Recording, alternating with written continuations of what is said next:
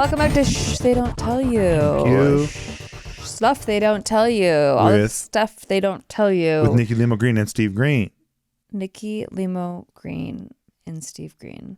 Today, we are going to answer some of the questions that you have emailed us over the past couple months. We're actually not that far off. Like sometimes we take a while, but this time we're only like 2 months behind. No, less than 2 months behind. We're tracking. Yeah, we're kicking ass. Let's go, pimp. So I'm just going to jump right into it. Okay. But if you want to send us questions about anything, we are not experts on any field, but if you want to send us a question about anything, send it to podcast@nikki.limo. That's podcast@nikki.lamo. And we'll try to answer it. I don't read these questions ahead of time. So if you send an inappropriate question, it might get cut. And if you're on the patreon.com/sticky, your question goes to the top of the list. So thank you for that. All right, here we go.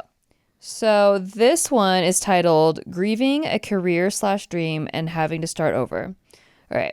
Okay. Hi, my name's Laura. I used to watch you guys all the time, and I recently got back into watching your content. Oh, thank you. Welcome back. Go. Thanks, Laura. You both have helped me laugh while I've had some hard times recently. Last year, I got diagnosed with another disability, POTS. I have 11 medical conditions. Oh my gosh. This one really hurts though. I'm grieving losing what career I thought I would have, landscaping/gardening. Luckily, I have an amazing support system still living at home, and my boyfriend has a great career to support us when we live together in the future. I still want to be able to make my own money though. So I'm so limited to job choices as I can't drive or use a laptop for more than 1 hour a day.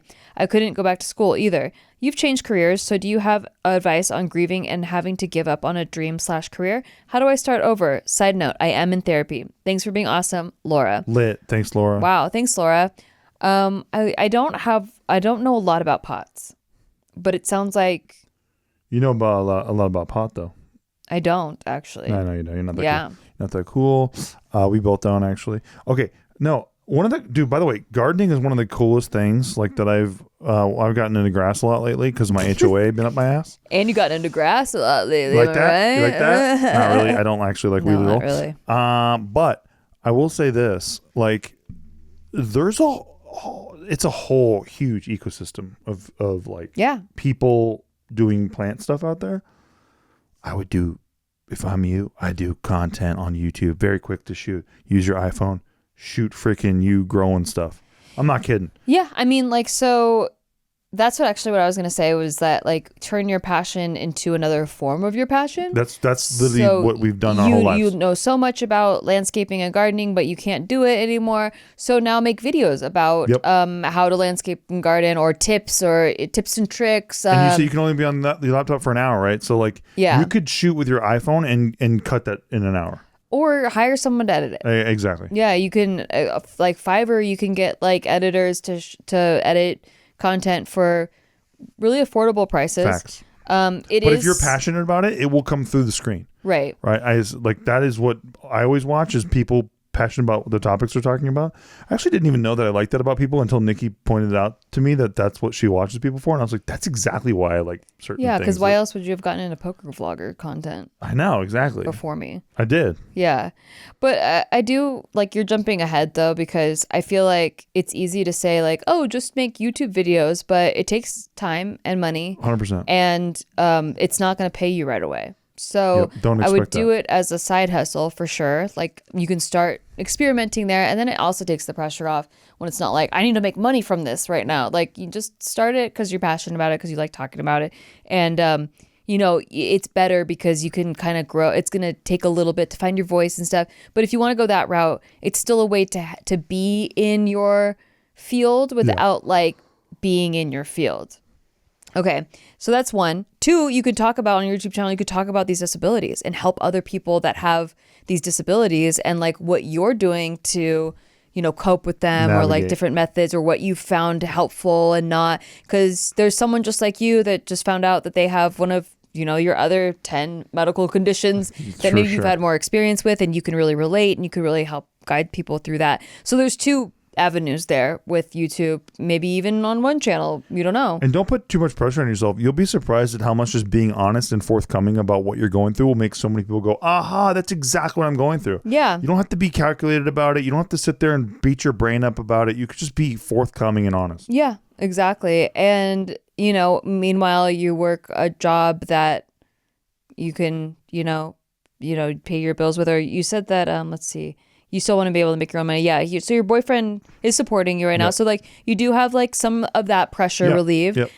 But even just, whatever route you choose to make your own money in, I think just sharing it with people is really helpful because there are so many people like you going through a similar thing. And that's how you kind of like find your tribe. I mean, I didn't think that my vlog channel was going to be that interesting to people. I kind of started it as a joke because I felt like vloggers were like planning their lives out too much to be interesting. So I wanted to go I'll do a real thing. Yeah, the anti-glamorous. Life. Yeah, and people actually really liked it. And then I really liked connecting to people that way. I didn't know so many people would, be interested or relate to certain things that I was going through. And I just shared everything. And you're a diarist too. Like you do a diary every day. Thank you. You do like a journal every single day. And I think that being basically what your vlogs are is like your daily journal is what makes you so cool and relatable. Oh, thanks. I didn't think I was that cool. Well, I don't think you're cool, but people will tell me that. People who watch you, that's fair. Like our friend Miranda and stuff like that. Yeah. They always say that exact thing though. They go, I just feel like I know exactly who she is. And there's nothing on your vlog channel that's inauthentic. So it's exactly who you are. Yeah. I wish I could. I'm struggling with being able to, edit the videos in time because I do like to share the journey as I'm going through it. And what happens when I get too far ahead or there's too much that I need to catch up on. Yeah. It's no longer in the moment. And it's really hard for me to speak with passion about things that have already happened, So that's what's been hard lately. But back to your question, grieving the like loss of a career dream. I think that it's just perspective. Like sometimes it's the greatest gift. We just don't see it. Yes. Like I wanted to be an actor all my life. And when I didn't get a TV show by the time I was like 25 or whatever, I was like, oh my God, I'm just never going to make it as an actress. And like other people I knew were booking guest star roles and I just couldn't get past a co-star role. But I had YouTube and that is something I fell into, randomly in the pursuit of acting. And I always thought of it as just a second tier thing. Like I always thought the dream is up here. I want to be an actress. Meanwhile, I'm doing YouTube. And I was waitressing through some of that time too. But like the end goal is acting. And then at some point I realized after booking certain acting jobs where I was on set 14 hours a day, I kind of realized that I actually enjoyed YouTube more. Like I enjoyed being in control of my creative voice. Whereas like when you're an actress, the director is the voice that's happening. Right. Like you're at the whim of, you're just the puppet that, the director's voice is shining through. So you could collaborate with the director, but really it's a director's medium. It's not an actor's medium. It's not creatively fulfilling for a lot of people. Yeah. And also I was at the whim of what I could get cast for, like the roles that I really, really wanted. I don't get those roles, but like maybe I get cast in this role, which is something that I don't really like as much, but that's where I got cast, and rather than like creating my own path. And I realized that if YouTube had been around when I was a child, maybe I would have wanted to be a YouTuber. Yeah. But I just never thought of YouTube that way because it wasn't there when I was growing up. So that just didn't seem like a real job.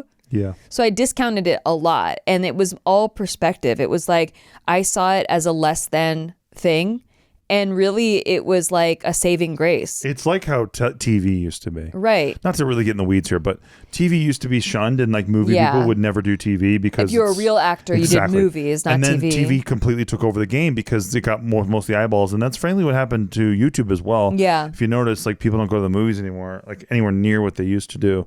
I'm not saying people. The Minecraft movie just killed it, right? But I'm talking about like there used to be just so many blockbusters and every weekend it was like everyone's going to the movies. What are you going to see? All that stuff. Now nobody really talks about that anymore. Yeah, it's completely. and there's so many like high quality TV shows that are like cinema level and TV they're capturing everyone's attention. Yeah, and it's just the whole thing changed, and just industries change and perspectives change. And when I started to embrace the fact that I could kind of take my career into my own hands, and maybe it's better, like it actually is, because I don't have to be on set 14 hours a day in a cold trailer waiting to like be in my scene. It's boring, super boring, actually. So boring. And like instead I get to be with my cats all day, and I get to like I just carved out my own niche, but I don't think I would have found that if I was still fighting hard to be an actress, which is like a dream that I didn't realize had already kind of died in my head. Yeah. Like I didn't even want it anymore. You had to wake up one day and just realize you didn't want it anymore. Exactly. And it wasn't because I was rejected. No, but it was the industry just changed so much. The industry changed a lot. And okay, imagine this. Imagine that you get to wake up and then you're working on in YouTube, right? Where you get to just control what you're doing, and like you control the edit and all that stuff. And if you want to experiment with something new, like you just get to. And then you finally get to the big time, quote unquote, like you book something like that's bigger, and you realize that you don't get to do any of that. So like it feels like you're going back in time. Mm-hmm. It doesn't feel as free, and that's kind of what happened to both of us. Yeah. Is like I was like, oh well, I have way better a time doing stuff on tubes than I do doing any traditional Hollywood stuff. I realized just like how much better suited my personality is for YouTube than it is for working for somebody. And even if you had like the best time shooting something, and there were great days, there were not great days, it might have got edited out, right? For reasons that unknown, parts unknown. You don't know why, or the edit's bad, and it makes you look bad. Like it makes the performance look bad, because which can happen on YouTube as well. 100%. But you're at least on YouTube. Like it's at least when we were coming up, like you could just call the person on the phone and be like, "Hey, what was with that?" Whereas like with and when it's your own channel. Well, exactly. But I'm just saying, like you're a little closer to the creative. Whereas like with Hollywood, like good luck trying to call anybody, dude. Yeah, I'm just saying as an example, like, but in this example, I'm talking about my own YouTube channel. Yeah. Because like when you're on someone else's YouTube channel, you're still at their whim. Yes. You know, but I'm not saying that you should start YouTube. I'm just saying that was a blessing in disguise that I thought was a second tier thing. Yes. Which really was just like, oh my gosh, why have I not been like embracing this? But I really do believe that if you do a niche thing and you're passionate about it, YouTube is a great place for you, because YouTube is a niche search engine. Well, even now, what I ended up switching into, again with a pivot, I thought that I was gonna maybe like move somewhere, move on to a different thing, right? And I wasn't sure what that was going to be, or like move in a different direction on my channel. I just wanted something new, but I wasn't sure what yet. And it seemed to go in the direction of poker. But even in poker, I'm now making content, but it's poker content. It's not like all my money is coming directly from poker. It's off of the content I'm making about poker. Yep. Just so like with your gardening and landscaping, it's not necessarily like you're making all your money from gardening and landscaping, but you can make content about gardening and landscaping. You're already doing it. Yeah. That's the magic. You already love it. You already know a lot about it. You're passionate about it. You could talk about it. There's people who are working fast food right now, and everyone likes to clown on fast food people, but they're making a killing just uploading them working at a fast food joint on YouTube. Or tasting the fast food tasters. Exactly. Like it's just people passionate about what they're doing. Yeah. I really can't emphasize that. It's actually a really cool time that we're in right now, where you can literally take anything you're passionate about, and you could make, if you're just consistent, you can make a channel about it. Exactly. And find an audience for it. People always want to see how stuff works, like the inner workings of things, you know? Yeah. No, it's true. So keep your head up. I know it's easier said than done, but I would say the grieving process is just like realizing that maybe that's not actually your dream anymore. Like maybe it wouldn't, like that wouldn't have served the joy that you will find in whatever the doors open up for you now, like in whatever opportunities are now available since that one is gone. Yes. You know? So, I would say just be open and embrace the opportunities that come, and you just what you can don't know create. What's coming, man. Yeah. Like your dream 30 years ago seems hokey compared to how everything changed around your dream. Yeah. You just haven't caught up yet. Exactly. Yeah. Yeah, it's true. All right. This one is titled Grammys. Hi guys, love the show, and I'm always here for the vibes. Let's go, Pam. Thanks. Welcome. Random question. Do you both watch/follow the Grammy Award show? Would you ever want to work on it? Just curious to know what your thoughts are about it. Love you both. Go see, this is what I'm talking about. You could send questions about anything. I've never watched the Grammys in my entire life. That being said, I will absolutely work on the Grammys. You know what I'm saying? I watched the Grammys this year because I was in Santa Barbara during it, and that's what my parents had on TV. That's so funny. Yeah, because they just like have shit on TV. That's so funny. I would never have. I didn't know the Grammys were that night. I would never have chosen to watch the Grammys. But that being said, I enjoyed it. Yeah, I liked it. It only means that baseball wasn't on yet. Yeah. So yeah. But it wasn't bad. Like I liked the performance aspect of it. I didn't realize there were so many performances. There's a lot. I couldn't tell you a person who won the Grammys this year. Well, that's because you didn't watch them. Well, duh, that's what I'm saying. Yeah, Beyonce won. Oh, that's cool. And she won for her country album. Oh, right. That was a controversy. Yeah, that was the controversy. Because people were saying that she doesn't even do no country. Yeah, so she won for Best Country Album. And then she did a little bit country and mostly rock and roll. And then she won for Best Album. Okay. So she won the ultimate one. Yeah, that's wild. But it's Beyonce. So she's once half a track was country. I didn't listen to the album, so I'm not gonna weigh in my opinion. I don't think you should weigh in your opinion if you didn't listen to the album. But I was just thought that it was odd that there were all these country stars. That's their only thing that they can get an award for, and they just happen to have their album the year that Beyonce had her album in country. You need to, if you win the country album thing, you need to have 2 first names, I think. Yeah, like Clay Travis, or go through a sad phase of a breakup. Like Garth Brooks. It's Brooks. No, it's Brooke. Look it up. Read a book. I don't know what to say. I'm just saying. I just don't think the name Beyonce works in country. Yeah, I don't. Yeah, sure. You know what I mean? So there was controversy about it. Controversy. I don't know. Would I work on it? Depends on what I had to do. I don't know. Right. I would work on it just to see if Paul McCartney was there. So will you be a backup dancer? You're like, hell yeah. Hell yeah, yeah. That's what I'm saying. If you give us something dumb to do at the Grammys, we're in. We're so in. I'm so in for something stupid. But background dancers have to do a lot of work to. Yeah, I know. But if I could get to be, remember Left Shark? I know. Yeah, I would do that. I would do that. But I'm just saying that they had to audition for that. Yeah. That's so I don't even think it's. Isn't that wild that he had passed audition? Yeah, I don't think that they just give those jobs away. Yeah, I know. You have to audition for. It's a damn shame. Yeah, but I don't know what we would be there working on for. Yeah. I don't sing. I feel like they're somehow connected to the Grammys, and they're kind of just being like, hey. Would you want? Okay, I would interview people. Oh yeah, I'd do that. Yeah, we would be good at interviewing people. We would do really good at that, yeah. Okay, yeah, that's like a red carpet interview type of thing. Yeah. I just want to wear a pretty dress. Yeah, I want to wear a really a flannel suit and be like flannel. Yeah, something where people oh, this guy would be a real goofball, you know. Yeah. All right. Yeah. So there you go. So hire us. Hire us. We're ready, but it has to be a silly job. Yeah, we don't want to do anything real. Or we interview people. Yeah. Either the silliest job or we get to interview people. But nothing real. But nothing crazy. We don't want to usher people or. I just don't want to do anything that's not funny. If it's funny, I'm it's funny, we're in. I'm in. Every time. We're hired to be statues. Every time. Remember when George Clooney was on South Park? And it was the dog. And they had him say woof. Yeah. That's what I'm talking about. Pretty funny. Every time. Oh, we're always down for the silliest option, for sure. And he's being a big shot too. He's like, hey, it's George Clooney. I'm a big fan of the show. If you ever want me on the show. And they're like, yeah, we do actually. Yeah. Come and say woof woof, you fucking asshole. I love that shit. And he did. I know. It's the best. And he kind of had to respect that, which makes George Clooney cooler. Okay. This next one is Rocky from Texas again, asking about James Bond again.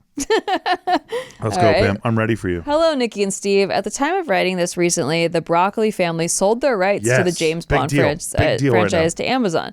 This led to my Twitter feed being flooded with fans split on the decision, which kind of shocked me. I thought all that was only Star Wars fans, LOL. But I'm kind of excited that we will actually perhaps finally get some new Bond content. Yes. Because Eon kind of stalled the release of most Daniel Craig movies with 5 or more years between some of them.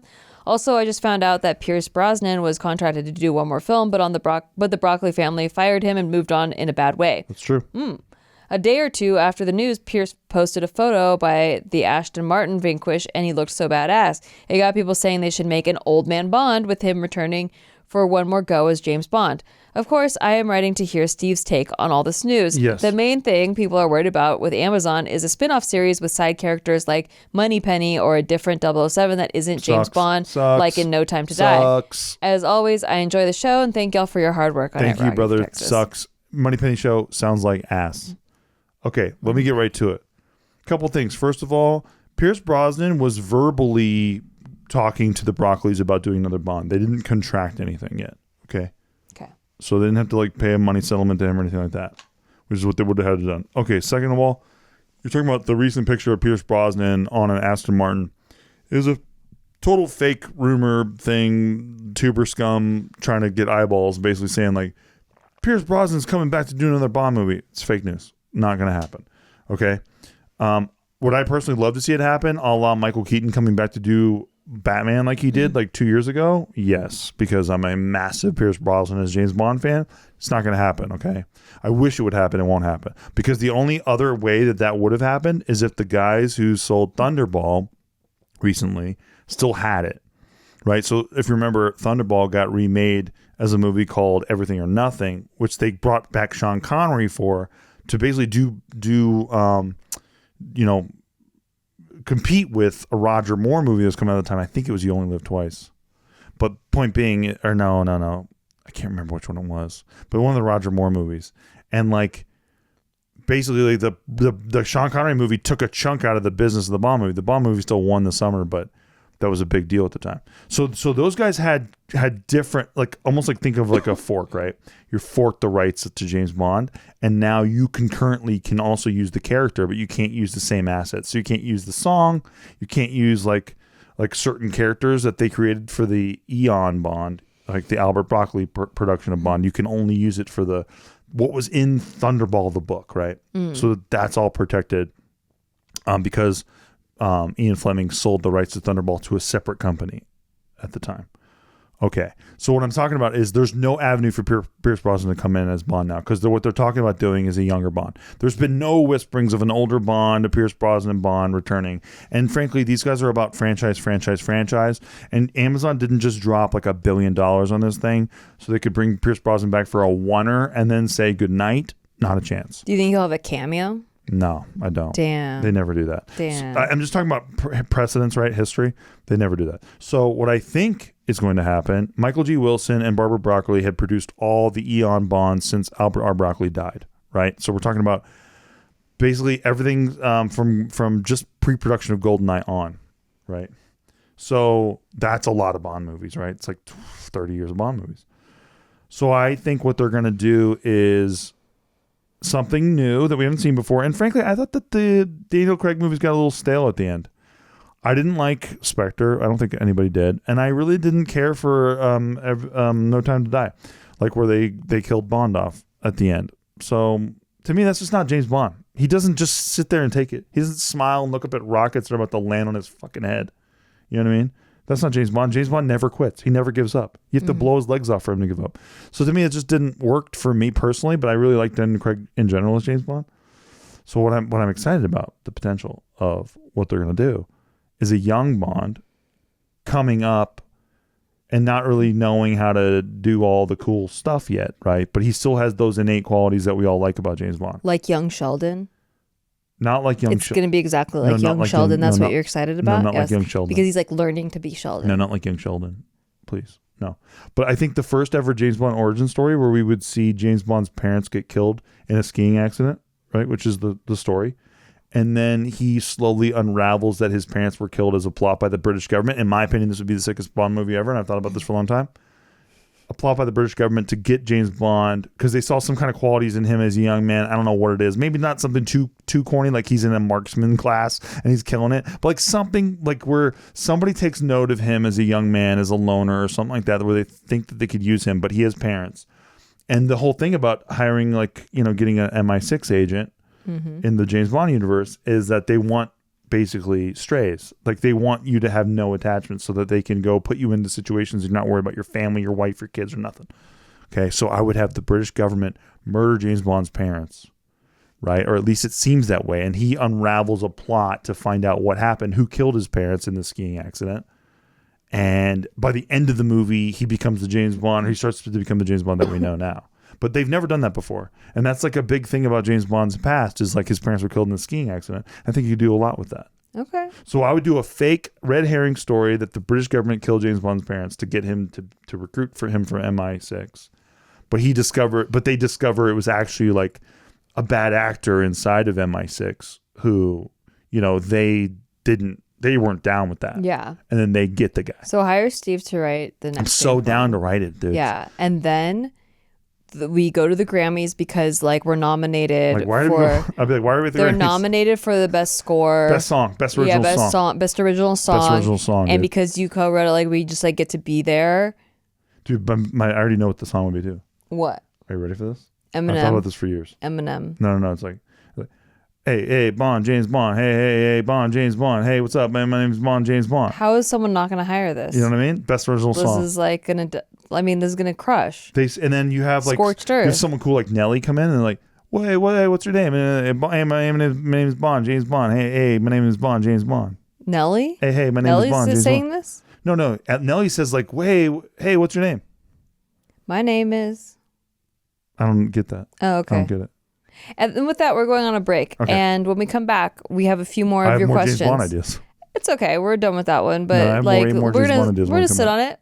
I'm gonna let you sit on it while we go to break, and then when we come back, if Mark is really my friend, more questions. He will leave all of it in because I'm about to do a monologue for 30 minutes about James Bond ideas. And if he's really my friend, go to break. He'll finally prove it. Hey, we're on a break right now, and I guess we're supposed to promo our show. Yeah, so we're going to talk about our show. We're going to talk about a show that you took a break from to talk about how you should listen to our show. Technically, we're not on break. We're still working. It's called Shit They Don't Tell You, and it's all the shit that we wish people would have told us that we had to mess up on and figure out ourselves. Now we're telling you about it. That's it. And sometimes we answer questions that you send in, and sometimes we judge other people's situations. So keep listening and check us out on Patreon, patreon.com/sticky. Thank you. And shout out to Brian Jorgensen. All right, welcome back. Hope you had a nice break. We're going to jump into the next question because Steve is done with his James Bond monologue. I'm exhausted. Yeah. I just went on a 45 minute That was amazing. monologue. And if Mark is my friend, and I know he is. I actually know he is. No, he for sure kept it in. I know he is. I know. No, that was an awesome monologue. Okay, Thanks, so anyway, we're going to the Oscars too, apparently. This one is titled, Never Been This Confused and Unsure in My Life. Please help. Oh my gosh. Alarms. Okay. Hi, my name is Two, pronounced like the number 2. All right. Hi, Two. I found you guys through JK News when you first came on as guests, and I've been a fan of you guys ever since. Thank you. First, I'd like to give you compliments. You guys have changed my perspective on relationships and helped me realize that I am a romantic. Oh my God, I love that. Let's go, pimp. Yes, that's awesome. Oh yeah, player. I strive to find something similar to what you guys have, where the love only grows as time goes on. Yes. Sorry ahead of time, this might be a little long. That's okay. We got time. I, female, 23 years old, have been dating my boyfriend, 27 years old, for 7 months. Let's go. But we broke up about a month ago. I thought we had a great relationship. We were constantly giving to each other. It never felt like one person was giving more than the other. Every time we hung out, we would always have so much fun. And there'd be so much laughter, even though we mostly stayed in and watched anime/shows because we're both introverts. Lit. We rarely fought. And when we did, they were more like bickers, and they always got resolved because we were able to communicate well and genuinely cared about understanding the other person. I've never met someone I was so compatible with on so many different levels, and he was the first person I actually saw a future with because we also had chemistry. And he's so caring, loyal, smart, and hardworking, so I knew he'd be a great husband and father one day. Oh no, she's so We met through our motorcycle riding group. Whoa, that's badass. Lit. Who are some of our closest friends, and we hit it off from the start. We have a lot of shared hobbies, values, and most importantly, the same sense of humor. That is important. He even said I was the first person he could actually see a future with too, but then when he would imagine that future, it scared him because it wasn't the version of him he wanted to be. He said he didn't realize that he had these issues until we started getting more serious, and then he actually started to see a future with me. He has the provider mindset, which I get since he was raised with traditional values, and he feels like he's not at a place where he's deserving of being in a relationship if he isn't capable of providing/being responsible for another person to his standards, because then he feels like he's not fulfilling his role. Excuses. We've talked about it, and he thinks it might have to do with his career. However, he's a software engineer, and he makes 6 figures, which is more than enough to live a comfortable life for most people. I agree. But I guess for him, it's not enough because where we live is also expensive, Irvine, California. Come on. He says it's nothing I did. He says it's nothing I did, or that he doesn't care about me because he still has feelings for me. But it's his own internal issues of not meeting the standards he has for himself, and it's something that he has to work on his own and can't do it while being in a relationship. Putting you down lightly. Because then he'll be unhappy with himself for not fulfilling his role, and he also wants to prove himself that he can achieve it on his own. I don't know, guessing male pride and probably for his self-confidence. He says that when he's resolved his issues or feels ready, he still sees a future for us. Yes, wait for me, cunt. And if we're both at the same place, he can see himself reaching out. Don't do it. He can see himself reaching out. Do you see how with this, you're a charity case to him. Ugh. He doesn't want to promise to wait for each other. He's saying move on. Yeah. He's telling you nicely. Kid. He doesn't want to promise to wait for each other because he doesn't know how long it's going to take for him to feel ready, and he would feel selfish if he held me back from living my life and keeping me in, quote, limbo. We don't want to lose each other and still consider each other as our best friends, so we're trying to just remain friends, but we still have feelings for each other and chemistry is still there. We talked about doing no contact, but it's never successful because we both enjoy talking to each other too much, and since we're in the same friend group, we still see each other often. Is it wrong for me to wait for him, and is right person, wrong time real? No. Realistically, I know there's more than just one person for you, but I've also dated enough to know that the compatibility and chemistry we have is special and hard to come by. You. You're 23 though. For you. All of my friends tell me I should move on, but as long as he still has feelings for me and there's a possible future for us, he doesn't. No. Nobody wants to share. I have feelings for Nikki. I don't want to share Nikki. I want to wait for him, and the only time I'd be able to move on is if he tells me that his feelings changed because I don't think my feelings for him will. Oh, and then this is a follow-up. Yeah. For some background info, he's been single for the last 5 years, and his longest relationship was 14 months, and that was 7 years ago. Yeah, he doesn't We also never said I love you to each other. Okay. But after we broke up, we had many conversations about what happened and why it brought us closer together because he's never opened up about his feelings, doubt, or anxiety about the relationship and had these hard conversations in his past relationships. And I told him that looking back, I didn't feel like I loved him, but I was waiting for him. I did feel like I loved him, but I was waiting for him to say it first. We can tell. He says that he feels like his internal issues, feeling like not the virgin, blah, blah, blah, blah, blah, preventing his feelings from not being able to reach this point. Max said he was capable of. I really don't understand because can your own insecurities really prevent you from loving someone? No. Okay. Whoa, there's a lot of updates. Wow. Okay. Okay. Because I guess the first one was sent in February 28th. That's good. That's pretty good. It was just a month ago. Yeah. So after the background info, there's another update on March 23rd. Here we go. Update, never mind. We had another talk and he feels like something was missing. I think it was passion. We both are very comfortable and feel like the most ourselves with each other and still feel like we're best friends. And the sexual chemistry is there, but I guess just not the intense passion similar to how it feels in the beginning of a relationship. I think that if we are compatible and the sexual chemistry is there, then the passion is something that can be, quote, fixed and worked on.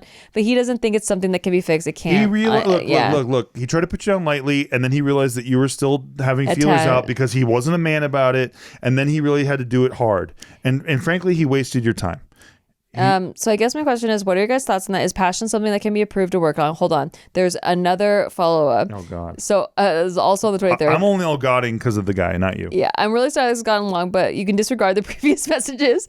The first message does have compliments in the beginning. We ended it, and there's nothing I could do to make it work. Thank God. Thank God. We would have told you. We would have told you that 9 times over. So we don't pre-read these. This is a cold read. This is all. I didn't know there was so many. It was a journey. Yes, but I'm so glad though this helps so many people though who are maybe listening to this and going like, wow, I'm in a situation like that. Like, look at how we responded to the first one. Yeah. We already knew what was going to happen months later. We were like ready to interject immediately. Oh my God. We were going to pull the plug on this thing. To summarize, our personalities and sense of humor were super compatible. We shared the same values and saw life the same way. We have the best stimulating conversations and there was still sexual chemistry till the end. But he ended things because he felt like something was missing. According to him, let's get to the end so we can address all of it. According to him, what we had was so close to perfect, but he just doesn't know why he feels like something's missing. Oh my God, this guy, I'm going to punch him. He doesn't think it's lack of passion, but maybe that while he does like me a lot and is still attracted to me, when he pictures his wife, I'm just not his ideal type because he typically likes very feminine, petite, and soft girls, and I'm more of a bra girl and have a curvy, athletic build. It just hurts because he doesn't see me as his ideal type, but for the most part, he was my ideal type. There were only a few small qualities that I wish he had, like liking to cuddle when sleeping and not being such a picky eater, but I didn't feel like they were deal breakers. Maybe I'm just lying to myself because I wanted so badly for us to be endgame. Because if I had a choice, those things are qualities that I would prefer. I guess my only question is, do you have any advice or tips on how to get over someone that you thought was perfect for you? We ended on good terms and I still feel like best friends because we genuinely enjoy talking to each other about everything. This guy dragged your ass out nonstop. He knew he wasn't into you for a long time. He tried to break it off with you easy. You didn't take to it well because you're a very deep thinking, introspective person. Yes. And he took advantage of that. And I think he was trying to break it off nicely. Exactly. I think he didn't want to hurt you. Didn't want to hurt your fifis. But guess what? It hurts more that way. What's worse? A guy who says, I don't like you because I don't like your way your body looks? I mean, hang on. Okay. I'm just saying, like, a mean way of breaking it off. Right. Right. Like, you're not my type. I don't like you. You're not my type. Right. Right. If he just did that, you'd be like, what an asshole. Right. So he did the nice guy thing of like, I'm going to give you like a billion reasons why you should plant a bunch of seeds in your brain and think that we're going to make this last. Or, you know, he could have just been like, look, you're not my type. Straight up. And he didn't do that. And so he dragged it out with you. And I think he's a scumbag, all-time scumbag for that. I think he was 27. I don't think that we're given a manual on how to break up with people. No, you know, we're not. so I wouldn't go so far as to call him a scumbag. All-time but scumbag. I would say that he kept you on a string. Like he kept he didn't realize he was leading you on, but he was for sure. Maybe we could work it out later. Yeah, this is a line. I just want everyone to know that this is a line that is someone breaking up with you. Correct. This is not a line that is keeping the door open unless they just want to see if you're open for a booty call when their inevitable dates don't work out. Yeah. They Your insurance policy. They basically want to go explore and have sexual relations with a lot of people. And if they feel lonely on a day, they want to be able to call you because they know that you're like there, and the way you left it, they were working things out. So like, oh, they were doing the noble thing. Yeah, exactly. So you don't see them as a shitty person. I'm a good guy still, and we can still hang out in the social circles, and it's not that weird because I'm such a good guy. I gotta find myself, and it would be selfish for me to hold you back. Okay, this line is they want to go fuck around, and then if at the end of the day they're like, this person treated me better. Like I want someone to snuggle me and pat me on the head. By the way, in 5 years, you'll see this guy is married and he has no commitment issues whatsoever with this person. Exactly. And all this because bullshit with that he the right said person, they will make it work. That's it. None of these excuses are applicable to the right person. Right. He's making enough money. Like you know in your heart, because otherwise you wouldn't have written all this. You know that these excuses are bullshit. Yep.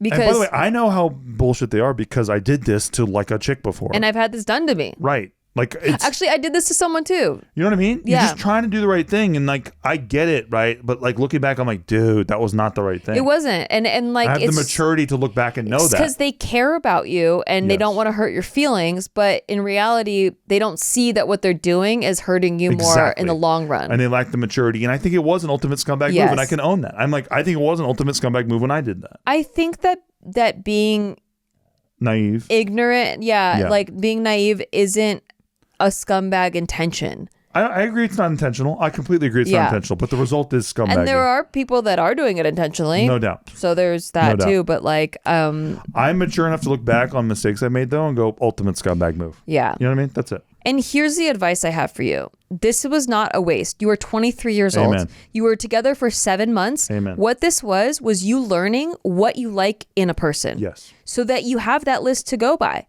So now you know, I like all of these things. And if there was anything you didn't like, I don't want to settle for that. One thing I think you should never settle for is someone that isn't meeting you with, the same with your emotions. Like whether or not you feel like this is the perfect person, if they're not there, it's not the perfect person. Exactly.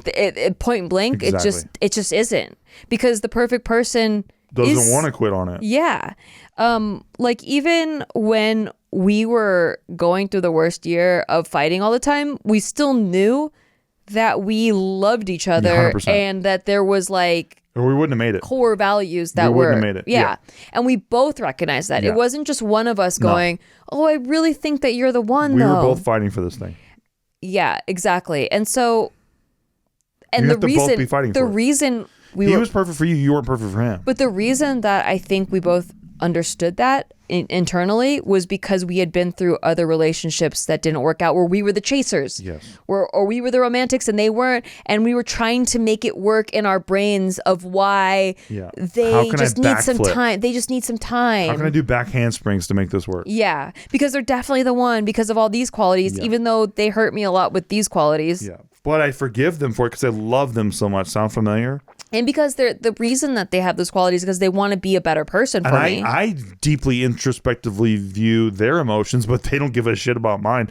They're talking about your body type, right? For example. Yeah. So exactly, right? It's like you projected all of this sweet guy bullshit onto this guy that doesn't exist. Yeah. It's fake. It's a lot of projection. But it's beautiful that you know what you want, like Nikki said. Exactly. And knowing what you want is great. And so is the contrast of knowing what you don't want from a relationship. And this guy is what you don't want. But I would not settle for somebody who you're having to basically pitch your case to why you guys should be together. This isn't a court proceeding. Do not chase someone like that. No. And don't wait for one either. No. Just you do your thing, and also what you love about them, be that for yourself. Yes. You really embrace those qualities, because ultimately what you're saying is that those are qualities that you really like to have in a person, and that's be the person that you want to attract, right? Yep. And for the most part, you probably are. But I think that when you love yourself because of all these qualities, you don't settle for people that don't love you back like this. Exactly. And the person that's perfect for you is going to like your body. Exactly. You will be their ideal type. Trust. You just will be. I thought Steve was a boobs guy. I was in my head, I was well, it would all be perfect if either I had boobs or he was more of a butt guy.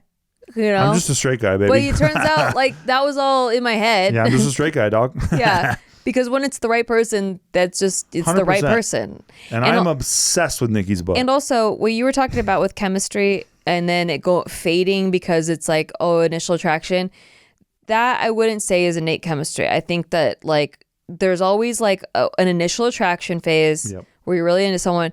And if it fades, that's not inherent chemistry. That's just maybe compatibility, and then you guys sex feels good. You guys probably became roommates if it fades. You're farting around each other. You're not taking the steps to try to treat it like it's a first date all the time. Trust me, this stuff erodes relationships a lot. It's called what I call Steve Green theory. Don't involve bathroom stuff in your relationship whatsoever.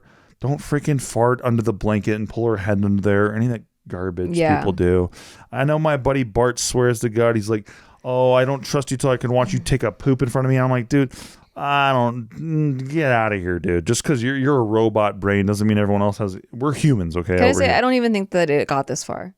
I don't think it got this far. This 7 months, I think that you guys were friends. He was like, you're a girl, you have girl parts, let's hit it, and you got together after that. And then I don't think, and we love kicking it. I think that he didn't think that it was a relationship far before he ever said anything. 1,000%. Because of all of the excuses, he had time to think of all of this. He didn't have the stones to tell you that until later. So. And unfortunately, that sucks. And it sucks to tell you. It sucks to hear. It wasn't news to him. No. He had the clarity early. And then because you kept sticking around, he had to get harsher and harsher about it. Yeah.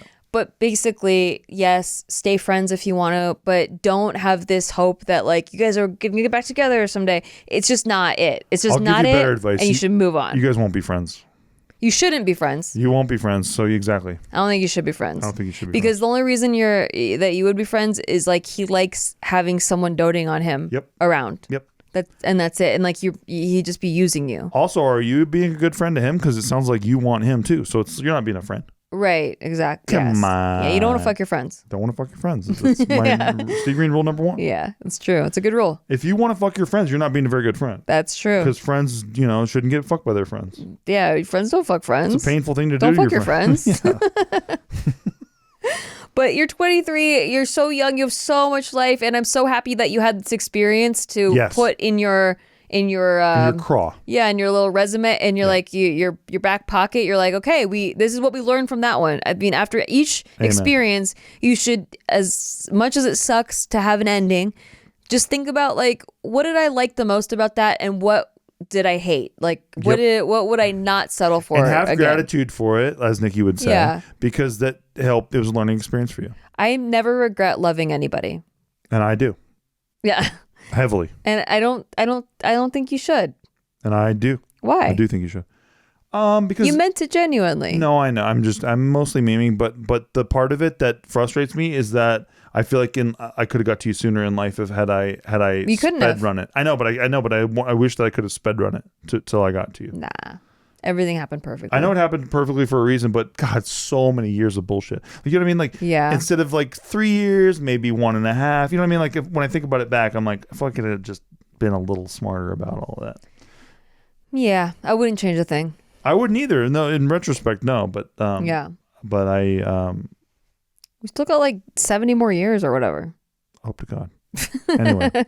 Anyway, look, we're rooting for you out there. Let us know. Please follow up with us about. It sounds like you already are. But keep us posted out there. Yeah, no, definitely. What I'm excited for you is you to experience the actual thing. Exactly. Like this was a little taste of it. Oh, you're gonna hit us. This was a little taste of it. Can I tell you? Like I left a voice note for myself when I was 23 and going through a breakup with the relationship I was with for 5 years. I was the one that broke up with him, but it was like because I knew that we just weren't gonna make it. Like this wasn't something we could fix. Yeah. I was the bad guy in that situation, but I also was going through it because I was like, I don't know if anyone will ever understand me like that guy, but I know that I'm not in love with him, so I shouldn't be with him. But I was very lost, and I thought that would never happen again. Like I would never find someone that understood me ever again, because when you're 23, you only have so few experiences. Yes. And this is what I was talking about in the previous episode of like, it's really hard to see the future when you're going through stumbling blocks for the first time. Right. It feels like, will I ever find that again? And yes, you will.